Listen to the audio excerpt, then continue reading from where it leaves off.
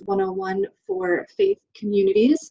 Just a couple kind of quick notes. If you have any questions, feel free to use that chat box. If it's something that you want everyone to see and not just Vicki and myself, make sure that you click all panelists and attendees. So with that being said, we're going to also be recording this. So a webinar or a recording of the webinar will be available probably next week on our YouTube, and we will also be sending out a follow-up email with a couple more resources and things for folks to watch. Today's presenter is Victoria Grant. Vicki is a registered domestic violence advocate in senior standing with the state of Ohio. She has over 22 years of experience in the area of domestic violence, and she is the Justice System Advocacy Program Coordinator. Vicki is responsible for the supervision of justice system advocates in the 42 suburban municipal courts throughout Cuyahoga County. In 2019, Victoria was invited to Vice President Joe Biden's Violence Against Women Foundation to prevent on systemic challenges and barriers African American domestic violence victims face in accessing domestic violence services. I will also, on a personal note, say Vicki's one of my favorite coworkers, so I'm so glad that she can be here presenting with us. And with that, I will turn it over to Vicki. Thanks, everybody. Thank you, Megan, so much for being so gracious. Hello and good afternoon and welcome, welcome, welcome. So we are going to do an overview of domestic violence. And when we designed this Domestic Violence 101, it was actually in response to the COVID-19 when we were all at a stay-at-home order. And so we know some of those restrictions have been lifted. So this PowerPoint is kind of going to be three-pronged. We're going to do some basic domestic violence 101. We're going to talk a little bit about the characteristics that an abuser might use during COVID-19. And we also want to share some information with the faith community. So before I start, I just want to let you know that the reason why we thought it was very important to share this information with the faith community is because that we recognize that survivors will turn to their informal systems before they turn to mainstream systems. And what I mean by that is a mainstream system would be the Domestic Violence and Child Advocacy Center, and the informal system would be family and friends in their faith community. So hopefully we will get some tools and some skill sets on how to work with those survivors during this COVID-19 time, because I do recognize and understand that a lot of folks are not able to still come back to their house of worship because of the number of size that you might have. And so we just want to give you some tools in your toolbox, give you some skill sets, just in case you make connection and someone in your congregation or mosque or synagogue reaches out to you and disclose that they're a victim of intimate partner violence. So let's proceed. I don't know why my it's freezing up. I have no clue why that is happening. Why are you freezing? Okay, let me see. I am so sorry. I have no idea why this is freezing up. Okay, there we go. So the mission and vision of Domestic Violence and Child Advocacy Center is to provide services that foster safety and healing to those affected by child abuse and domestic violence, and prevents abuse through education, advocacy, and systemic change. We envision a community where safety and well-being are achieved by empowering people to find a path towards healthy, thriving relationships. So we want you to please take care of yourself. We know that talking about domestic violence can sometimes trigger feelings and memories. So please take care of yourself during this presentation. If you need to step out, if you need to breathe, whatever you need to do, that's going to make you comfortable during this presentation. So domestic violence by the numbers. We're going to talk a little bit about statistics. So on average, 24 people per minute are victims of rape, physical violence, or stalking by an intimate partner in the United States. That is more than 12 million people over the course of a year. 1 in 4 women and 1 in 7 men, 18 and over in the US, have been the victim of severe physical violence by an intimate partner in their lifetime.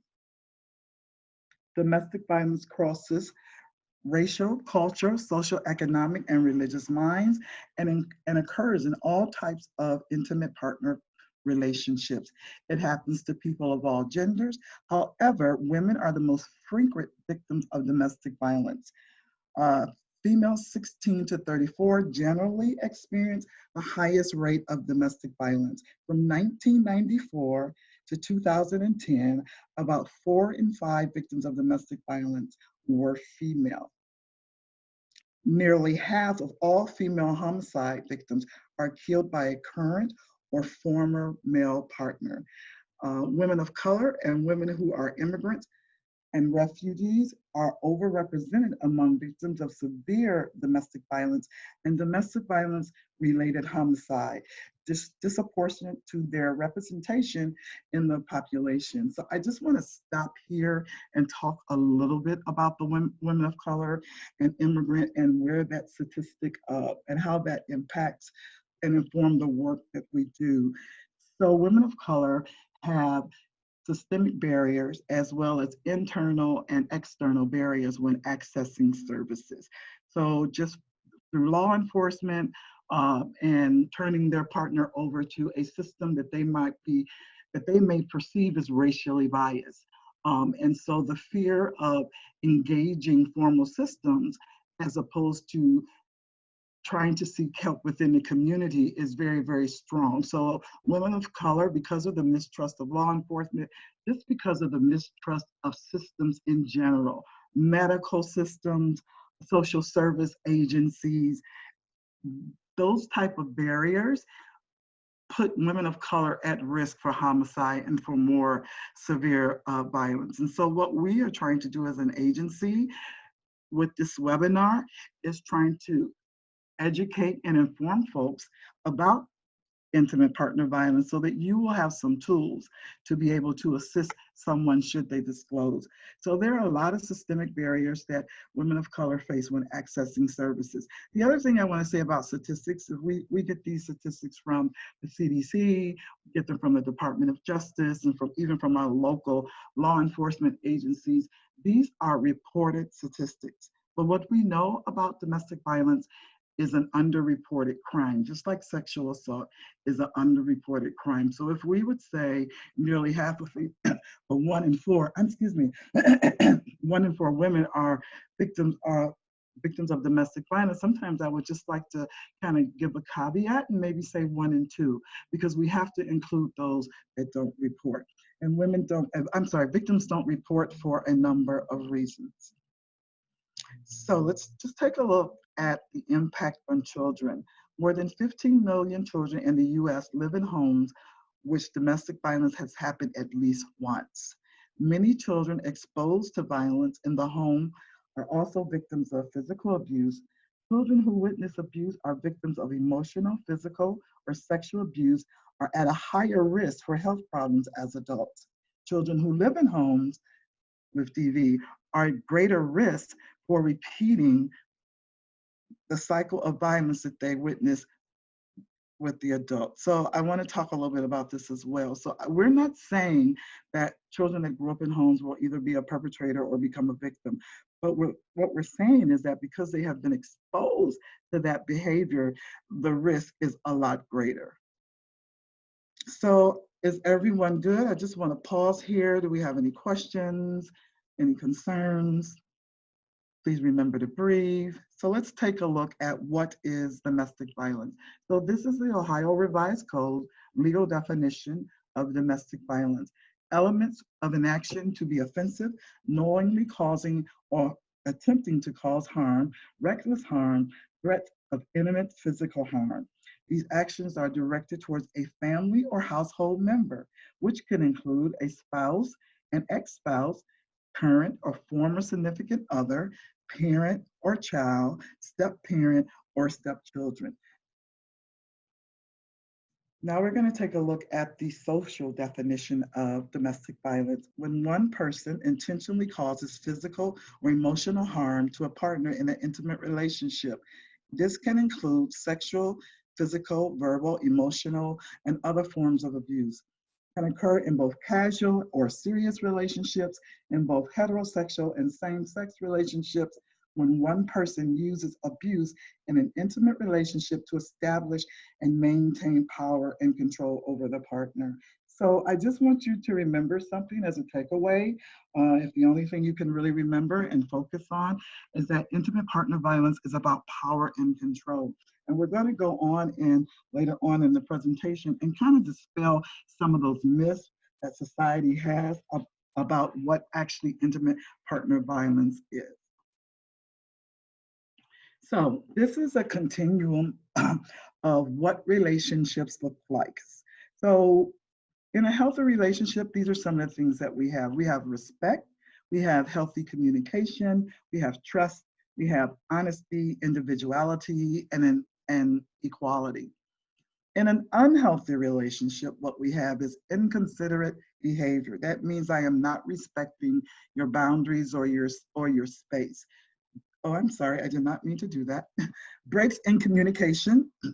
So a lot of times as an advocate, I've heard clients say to me when they're in an unhealthy as well as an abusive relationship that they get the silent treatment for 3 to 4 days. That means their partner does not engage in any conversation with them. And so we know that even in healthy relationships, there's going to be some disagreement, there's going to be some arguments, but in a healthy relationship, we're both agreeing to disagree, and we do communicate to try to resolve the issue at hand.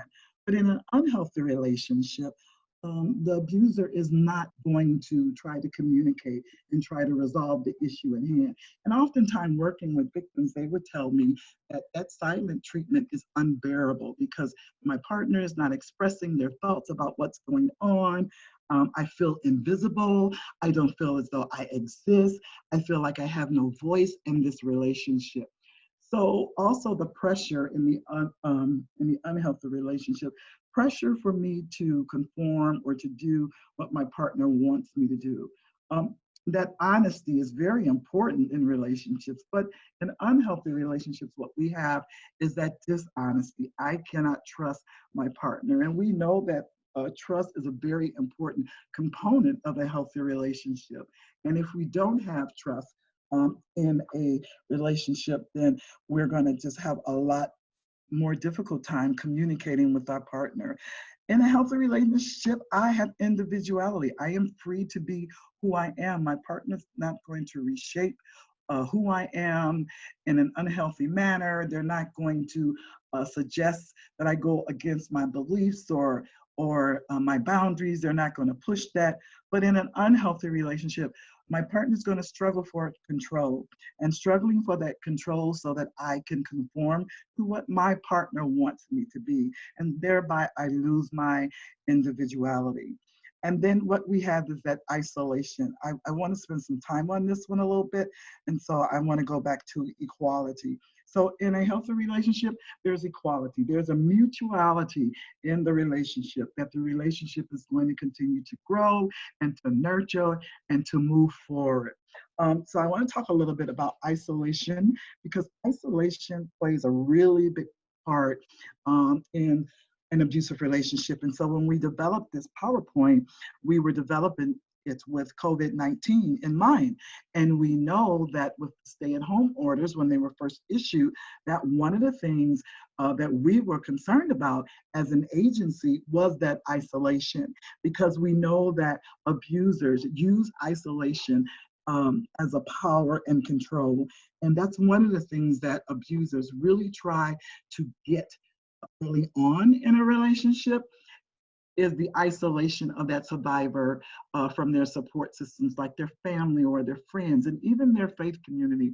And so what I want to say about isolation is that it doesn't start at the very beginning of the relationship, because I think people have this mindset that you enter this relationship, and then 2 weeks later you're cut off from your support systems. You can't see your families and friends. You can't practice your faith. You can no longer go to your church, your mosque, or your synagogue, but it doesn't work like that. So in the beginning of the relationship, there will be some red flags. And I want you to remember this term. As an abuser, I am a master manipulator of your perception of things. So I'm not going to come right out and say you can no longer have contact with your families and friends. You can no longer practice your religious belief. No, I'm going to say something like in the beginning of the relationship, well, I'm taking this relationship really serious. I like to spend more time with you. I like for us to really explore where this relationship is going. And so on the outset, that really doesn't sound too bad. But as the relationship continues to escalate into that power and control, then that's when the isolation it will increase and become more severe, and where the perpetrator will actually just totally cut off the survivor from their support system. So in going through this presentation, I want you to remember that these things happen on a continuum: the power and control, the isolation, and even the type of abuse, because I think society a lot of times think that the abuse is happening all the time, every day, and that certainly is not true. And we're going to talk a little bit about that as we continue. So let's just look at some myths that we have in society about intimate partner violence. One of them is that it's just a momentary loss of temper, and I'm going to come back to that one. The other one is that the victim can always walk away from the relationship. That's a myth. It only happens in poor families. Remember, we said that it happens in and it crosses all social, economic, and religious background. Head of households have the right to control the people they support. That's a myth. If an abuser is truly sorry and promised not to do it again, the abuse will stop. That is certainly a myth. If a violent episode does not happen often, the situation is not that serious. And abuse is always an escalating pattern. So I want to talk about a little bit about a monetary lapse of temper, or I just was very, very angry at the moment, and so therefore that's why the abuse happened. And a perpetrator will often use that to justify their behavior. But I like to just throw out this scenario for you. When you have a momentary, when you're angry at your place of employment or around your families and friends, do you abuse them? It's just something for you to pause and think about. And most of you would say no, because you know that there would be some outside external repercussions if you did. And so that is a myth that really needs to be dispelled about a perpetrator's behavior, because it's not about a loss of temper. It's about power and control. And then I want to move down to the one where it says, excuse me, if a violent episode doesn't happen that often, the situation is not that serious. So remember that I said that perpetrators are master manipulators at the survivor's perception of things. So we think that if a violent episode happens once a year, maybe once every 2 years, that it's really not abuse.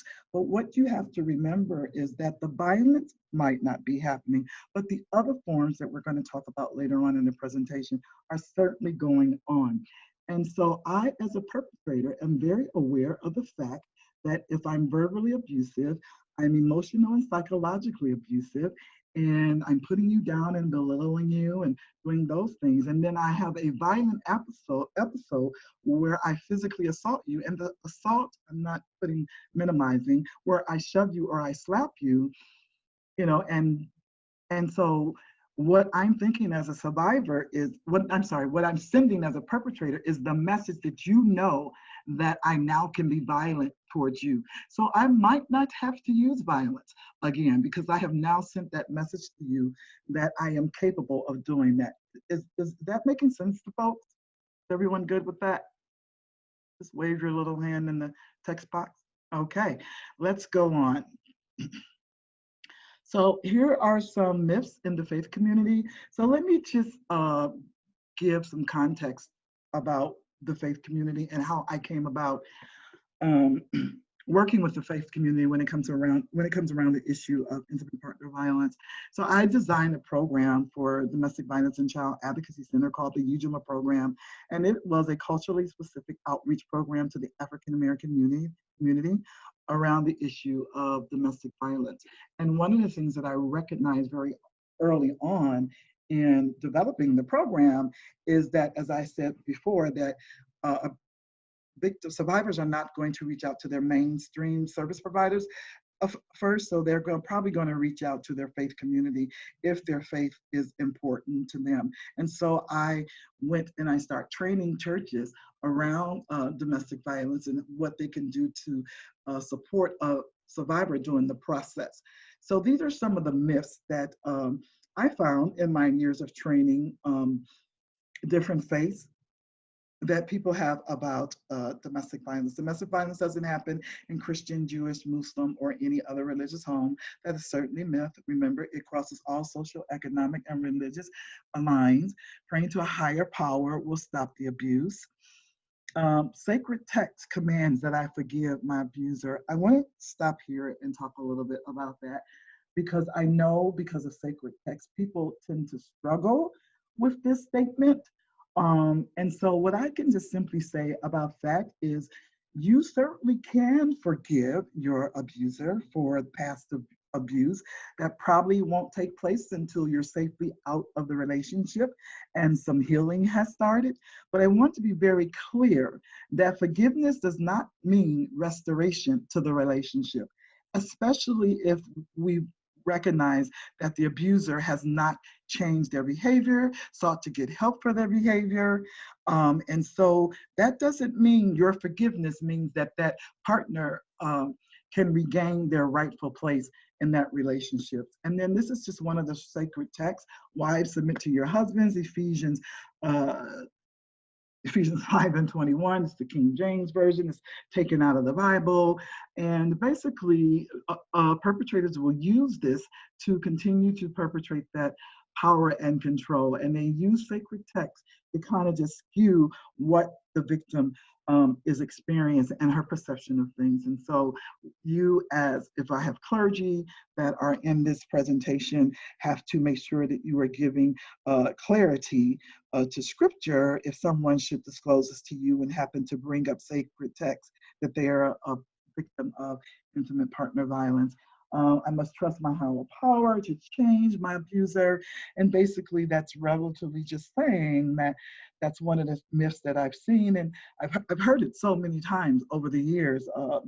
But what we know is that people have to want to change. And so if there is not a willingness to change, the change is not going to happen. And so what we recognize about intimate partner violence and the characteristics of an abuser is they don't see any need to change. So therefore, they are not going to be susceptible to change unless they recognize it. And of course, someone is always telling the victim or the survivor that it's their fault. So I just want to talk here a little bit about that because in my experience, I've seen that a lot. Because remember, master manipulator at your perception of things. And so what appears to you in your mosque or your church, your house of worship, is a person who is very charismatic, a person that you've never seen any of these characteristics that I have been talking about for the last 15 or 20 minutes. They don't present like that to you. And so when I, as a survivor, come to my faith leader and looking for that support and disclose some of the things that's been going on in the relationship, probably one of the first things that you are going to think is, well, what is it? What did you do? Because that's not the person that we see. But remember, you only probably see that person at least maybe anywhere from 4 to 6 hours a week. So we need to just really kind of reframe that for a survivor when they disclose and make sure that we're not passing judgment and blaming the survivor for the perpetrator's behavior.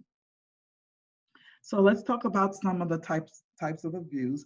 So we have a verbal and the emotional abuse. And remember I said that a lot of times I think what we as a society, we pay attention to the physical aspect of domestic violence because we can see the bruises, we can see the busted lip, we can see the black eye, we can even see, something that is visible. And so we frame that as, oh yeah, that's definitely domestic violence. But what we don't pay attention to most of the time is the verbal and emotional abuse.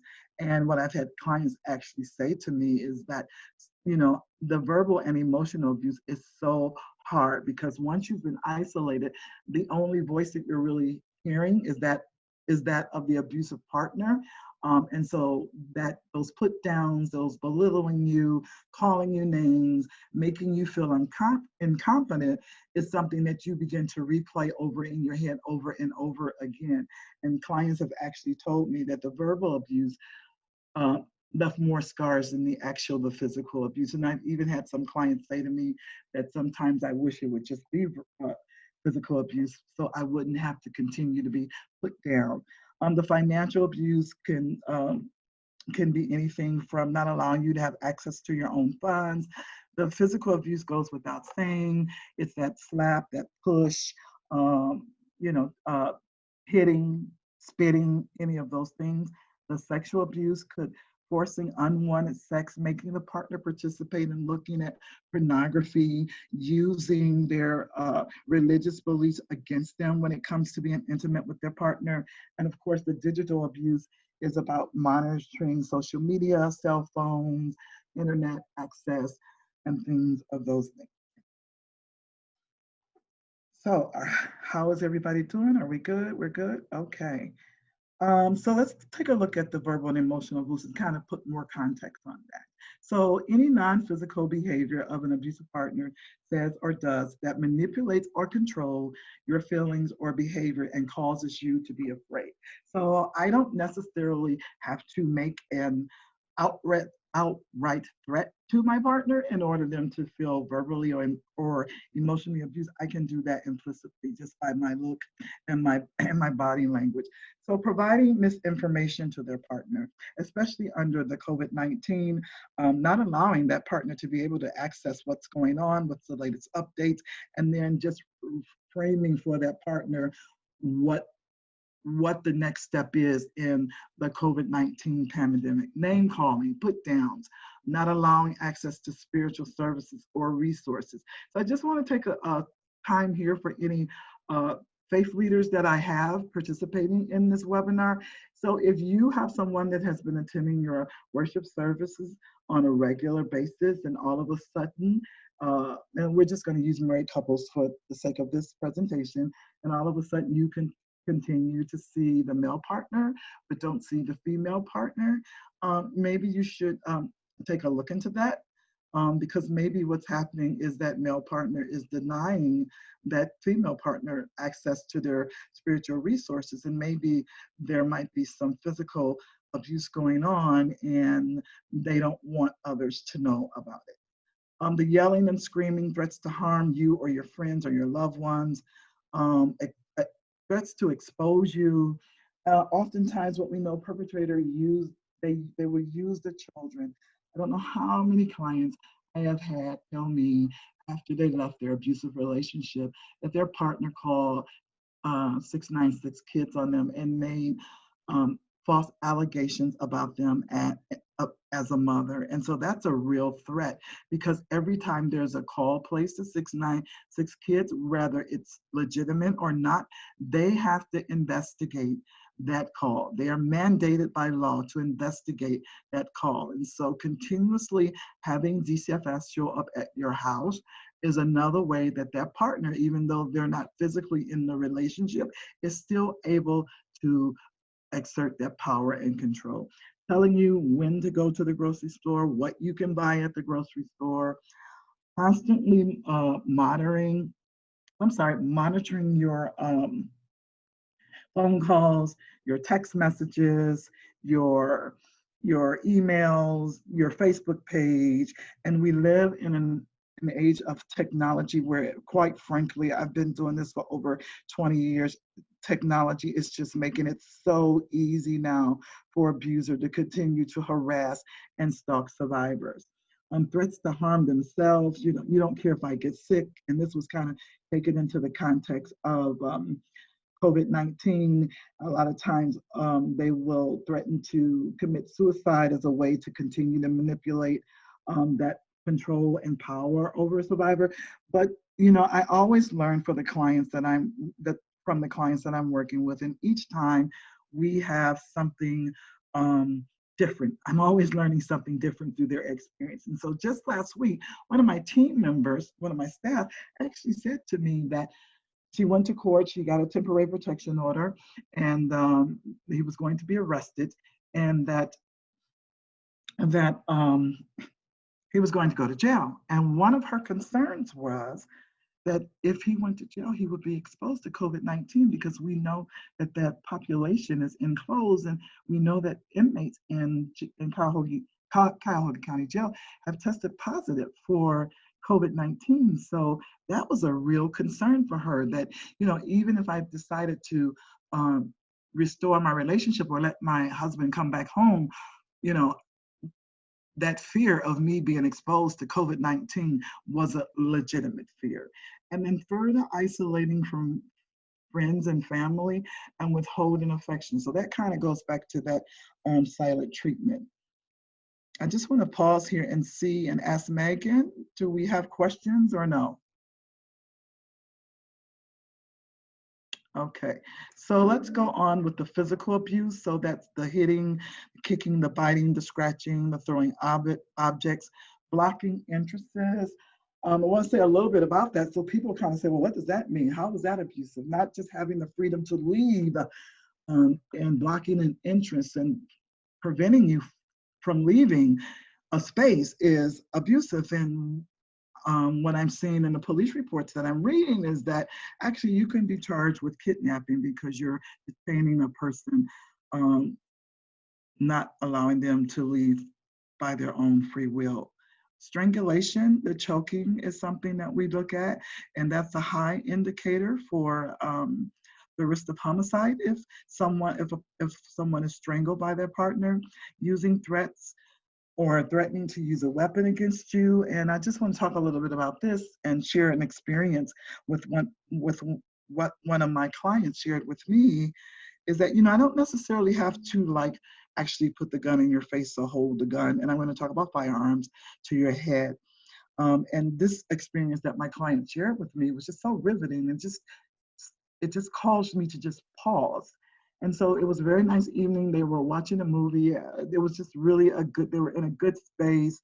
Everything was going on really, really well. And then the partner excused himself, and he did keep a loaded pistol in the nightstand by the bed. And he just went and got the loaded gun and, you know, set it down on the coffee table and just grabbed his partner a little bit closer and told her how much she loved her, and made the statement that I don't know what I would do if you would ever leave me. So that implicit threat with the firearm sitting there on the table certainly sent a message to that survivor. Reckless driving, not being able to physically leave, we kind of talked about that. So the sexual abuse is forcing unwanted sex, using sacred text to say it's your wifely duty, controlling or disrupting birth control, manipulating or forcing sex on the partner, demanding sex, making the partner watch pornographic movies, not allowing the partner to be sick or tired after hurting them, ignoring boundaries, making the partner feel as though they have to do this because they're in a relationship, and cheating, threatening to cheat, forcing or persuading their partner to send photos, and then using those photos against their partner. And the financial abuse, so I'm like down at like almost 30 minutes. So the financial abuse is an impact of employment. So with COVID-19, we know that a lot of folks were laid off due to COVID-19, which is just another stress level for folks not being able to have an income. But let me be clear, stress is not the cause of domestic violence. It is an excuse. It might just escalate the violence, selling or destroying property, disrupting access to unemployment, the stimulus money. Sometimes I work with clients where all of their money, their direct deposits from their place of employment, goes directly to their partner's checking or savings account, preventing their partner from accessing bank accounts, withholding the necessary supplies, stealing money, excessive spending, refusing to give money for necessities. I see that happen a lot. And I want to talk a little bit about medical care, working with victims and survivors of domestic violence. Once the victims leave that abusive relationship, what I've seen a lot is that they will discontinue the medical care for not only the victim, but also for the children. withholding insurance card, threatening to cancel insurance. We talked a little bit about that. Living together but refusing to contribute to the household, kids' schoolwork, etc. So let's talk a little bit about the digital abuse.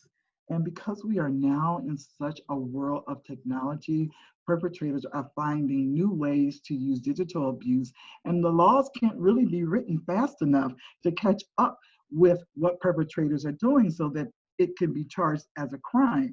So it's just the misuse of technology from one partner to the other. I'm stalking you, I'm tracking you on Facebook, I'm putting humiliating posts on your social media, I'm logging into your social media or email accounts, I'm forced to share my passwords with you, I monitor who I follow on social media, not allowing the partner to talk to family and friends.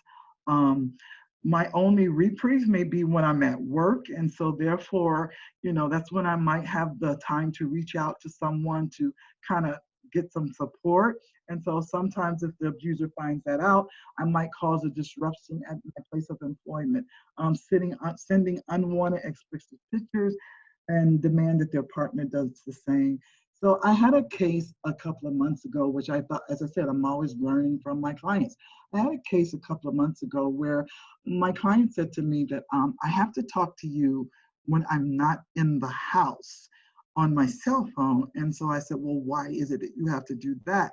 Because the cell phone was connected to somehow, and I still don't understand it to this day, to the internet. And so every call and every conversation that a survivor had from her cell phone was connected to their internet system within the home. And so therefore, her partner was able to kind of keep track of that. So they're always looking for new ways to use technology to continue that digital abuse. So do we need to take a breather here? So let's just take a breath here. Vicki, we've got one person talking about how her pastor used to quote, or her ex-husband would quote scripture about what she should be doing. And the pastor kind of at the time kept encouraging them to stay with their partner. And I know you'll talk about that, but also we've got about 20 minutes left. Yeah. Okay.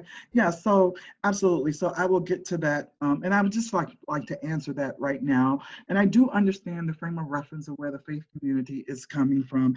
You want to continue to see that marriage and that family stay whole, and that can certainly happen, but not at the risk of putting someone's life in danger. And so if that person needs to exit that relationship safely, we're not talking divorce, we're just talking about legally separating so that that survivor and the children can be safe, then there is nothing wrong with that, because I have seen on the news or I have witnessed many times where survivors have actually been murdered because they've been given misinformation from their faith leaders about staying in that relationship. So I wanted to go on to the cycle of violence. We have the honeymoon phase. That's where everything is really going good in the relationship and where it's all roses, and that's usually the beginning of the relationship. And then we have the tension building phase and we have the violence. So I want to just focus on the tension building and the violence, because what I want you to understand is you have perpetrator's behavior on the left, and you have the victim's behavior in response to the perpetrator's behavior on the right. So the tension building phase will be the name calling, the put down. It could be the silent treatment. It could be the financial abuse, the psychological, the verbal abuse. And so that's what I'm doing as a perpetrator in the tension building phase. Now my response to that as a survivor is I'm becoming very hyper vigilant. That means I'm looking for cues from my partner. I'm looking at body movements. I'm looking at body language, I'm listening to the tone of the voice. I'm looking for cues to see what's going to happen next. And so what that does for me, it makes me change my behavior. And I'm changing my behavior trying to appease my partner in hopes that we don't get to the last stage, which is actually the violent stage. And so I have become very focused on my partner because I'm trying to do those things that I can do to keep me safe. The problem with that is because abuse is about power and control, no matter how much I change my behavior, the abuse is still going to happen. And I want to say something about the tension building phase. That can be anywhere from 5 minutes to 5 days. So wonder the impact that that's having on a survivor, knowing that eventually we're going to get to this violence phase, but we don't know when. So I just wanted to really kind of clear that up. So the coercive control is isolating them from the support system. That's a real big one. Exploiting resources for personal gain, regulating their daily life, depriving them of ability to be independent and resistant and or escape. And these are just some more of what we have been discussing already. Male privilege, minimizing and denying and blame. I'm always going to, as a perpetrator, I'm going to blame the victim for my behavior. I'm going to minimize it. I'm going to even sometimes just outright deny it. Oh, I didn't push you, you tripped. Because I really want to get to some recommendations for the faith community since this is geared towards you.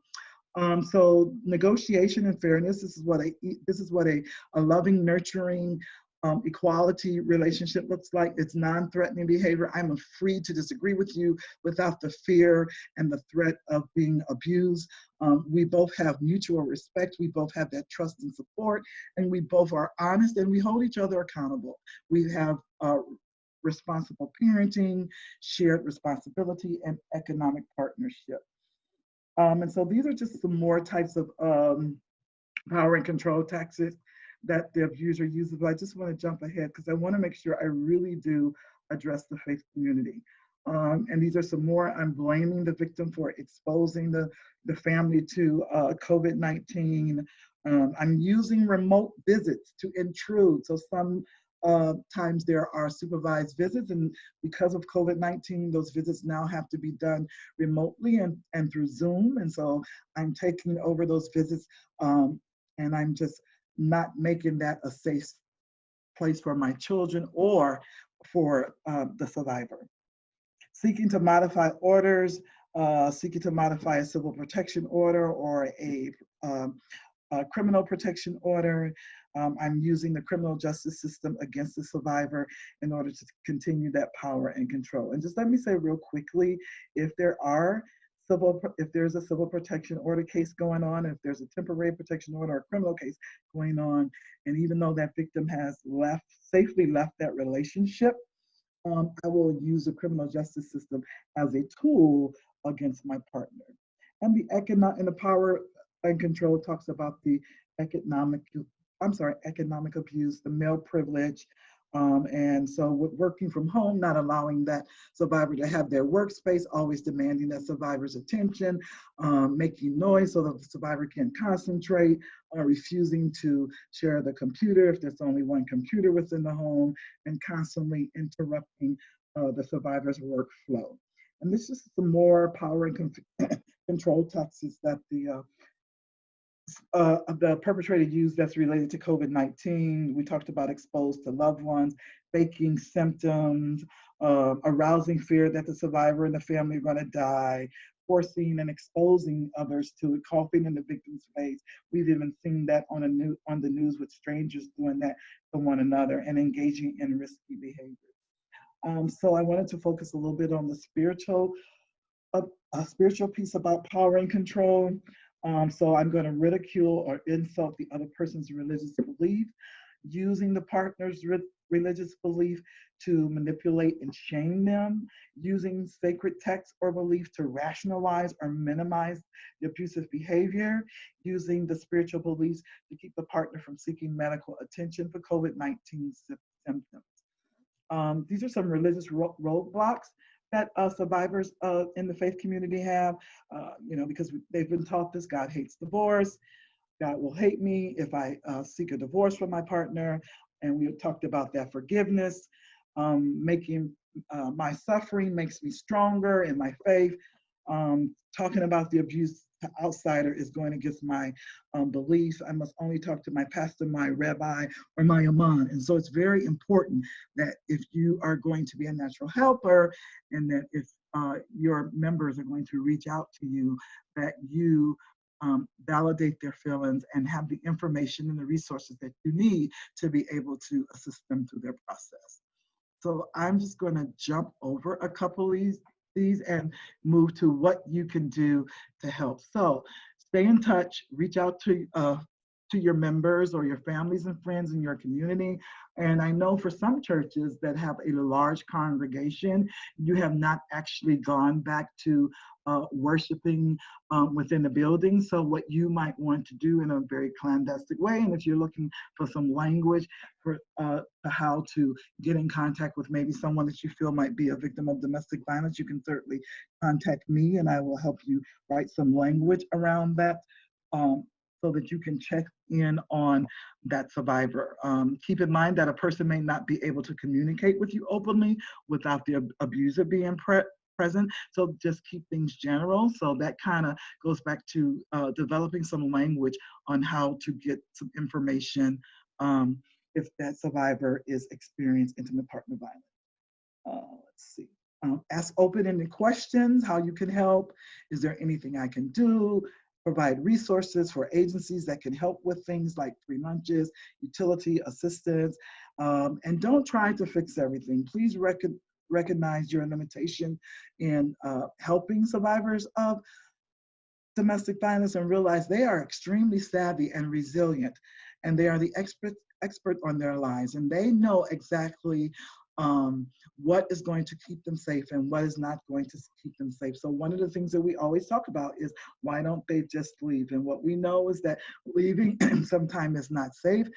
The chance of homicide increases by 75%, and actually that they're at risk for up to 2 years.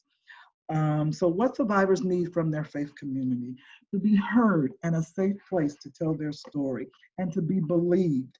And so to believe that the victim's ability to trust you will grow in response to you expressing your belief in what the victim tells you. So the victim's going to have to be able to trust you with their story and to know that you are not going to pass judgment on them for any decisions that they're going to make during this process. Have compassion with that victim. That goes back to not judging, not offering solutions right away. Victims like to be heard, and the reason they like to be heard and listened to is because they have not had a voice for so long. And so sometimes when they're telling and sharing their story, some of the things that they're sharing can make you uncomfortable. And so you just have to be prepared for that. But they need to be validated. They need to know that you believe them and that you are there to listen to them with an open mind. Pastoral care, theology, clarity, and spiritual direction grounded in sacred text. But it's your responsibility to make sure that, as alluded to that other person that said that, well, the pastor is telling them that they should just stay and try to work on their marriage. Make sure that if the survivor comes to you and say, well, my partner is always using the sacred text against me, that you are giving clarity what what that text actually means. Confidentiality. I really want to stress confidentiality. Please do not disclose what a survivor has shared with you with no one else unless you have that survivor's permission. That could include your leadership team. And if you do have the survivor's permission, to maybe share with your leadership team, because you might want to strategize on how you can help that victim. But you must keep that confidential. I have been in services or doing trainings where they want to list so-and-so's name for a prayer request, and that's really not a safe thing to do, because that survivor came to you hoping that you would keep her information confidential. Holding abusers accountable for their behaviors. So I always ask these questions when I train the faith community. What policies or procedures do you have in place to hold someone accountable that's in a leadership role? And I just want you to think about that.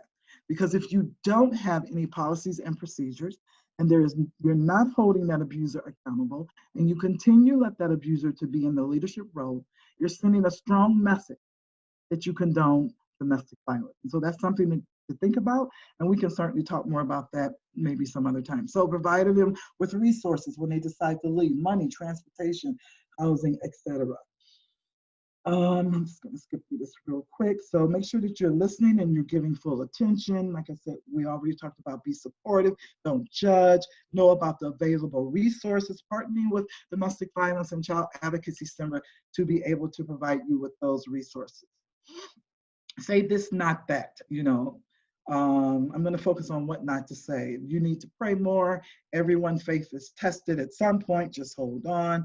Trust your higher power. It will get better. Why don't you just leave? If someone hit me, I'd leave. Can't you just forget about it? So these are some things that you don't want to say to a victim. You want to make sure that you're listening responsibly and that you're responding and that you kind of parrot back what the victim is saying to you. So you can say something like, so what I'm hearing you saying, just to be clear, this is what's happening, or this is what you're trying to express to me. We talked about how to respond, be cautious of expressing emotions. Victims are going to be reading your body language and they're going to be reading your facial expressions. And if they think that this is really making you uncomfortable, they might shut down. Address moral and religious concerns that the survivor may have.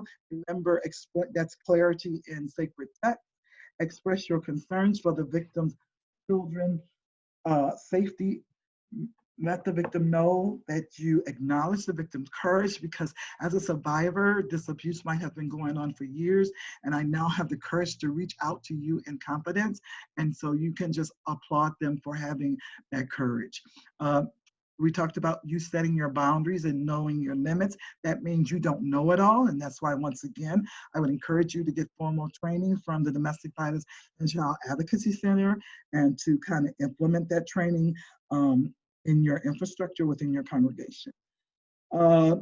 Remember, let them know that the abuse is not their fault, that their higher power created them to be in a loving, respectful, and nurturing relationship, that you have the right not to live in fear and be free from abuse. Do not disclose victim's allegation to the abuser. If you want to challenge the abuser, which we kind of sometimes don't recommend, make sure it's done in a public place or with other people around. Be aware that the abuser might confront you. This is very important. If the abuser is arrested, support the accountability. I worked on a case where the abuser was arrested and actually the pastor posted bail. Fortunately, we were able to get a temporary protection order at the time, so that abuser could not return back to the house. So what policies and procedures are you going to put in place? Once again, holding that abuser accountable. Are you going to assist that abuser in posting bail? And this one is really important, and I am not legitimately disclaiming anyone's conversion experience, whatever it might be. But what I do know is that perpetrators use this, I've had a conversion experience, as a way to manipulate and control their survivor, as a way to manipulate and control their faith leaders. And so we are not minimizing their conversion experience, but there has to be some behavior change to accommodate that experience. And so if there is a separation at the time between the partner and the survivor, that doesn't necessarily mean that conversion experience is going to restore that abuser back to that relationship. There needs to be some accountability. There needs to be some counseling, or some things that the abuser needs to do on their part that goes along with that conversion experience. Confront the abuser's religious rationalization for the abusive behavior, for using that sacred text and taking it out of context. Asking the victim if they feel safe at home. Strategize with the victim about developing a safety plan. And please, I have in parentheses, if you have been trained formally by a domestic violence service provider. Do not attempt to do couples counseling. This is so important. I know a lot of faith community want to do couple counseling, and couple counseling is about, there's some issues with both parties within that relationship, which is not true of an abusive relationship. That's why we don't recommend couple counseling as best practice. So there may need to be some counseling, but the victim is going to need some trauma-informed counseling, because the counseling is not about the victim's behavior, it is about the abuser's behavior. And so if you want to do couples counseling, or if that's a suggestion that you would have for for the perpetrator and the survivor, then you're sending me a message once again and reiterating that what's already been told to me by my partner is that there is something wrong with me and I need to change my behavior. And that's a false message, because my behavior is in response to my partner's behavior. Ask victim what are their pressing needs in the moment: medical attention, law enforcement, shelter, financial assistance. Provide the victim with resources about their local domestic violence program. So have clergy leaders receive formal education and training on domestic violence. It's only an hour-long webinar that we are presenting. If you are interested in more formal training in the future, please get in contact with us. We talked about believing the victim. We also talked about being knowledgeable of the resources in your community, and please holding your abuser accountable for their behavior. You can designate a day or a month for educating and activating the congregation. Include domestic violence education in premarital classes. Include education on dating violence in ministry for teens. Seek expert assistance. Don't feel as though you should have all the answers about domestic violence. Help your members find shelter, a safe home, or advocacy programs. More words in your pocket. You're not alone.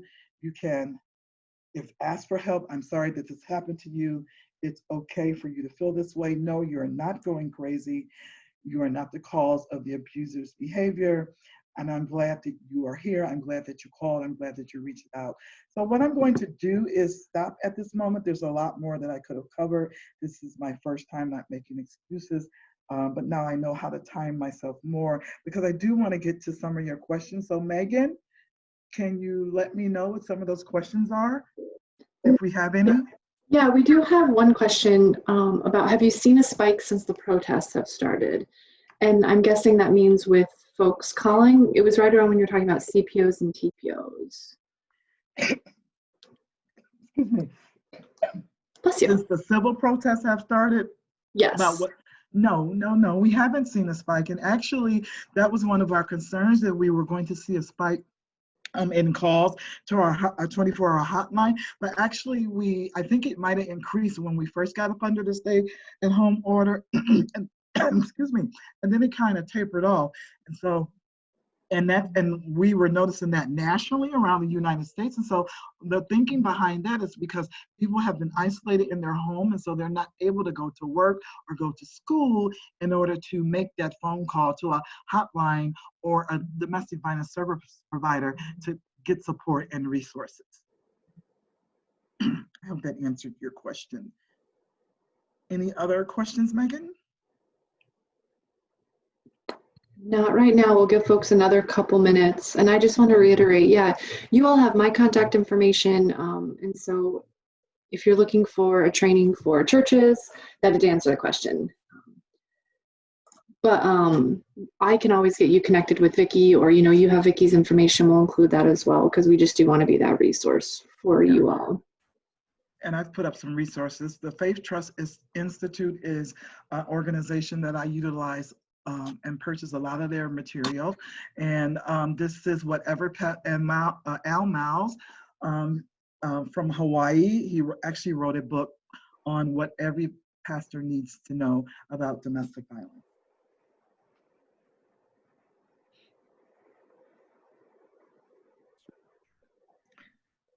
So we only have about a minute left. I just want to take this time to thank you for taking time once again out of your busy schedule to be able to participate in this webinar. And you have my and Megan's contact information. And so if you want to reach out to us individually for more formal training, please feel free to do so. Thank you so much, and have a good afternoon.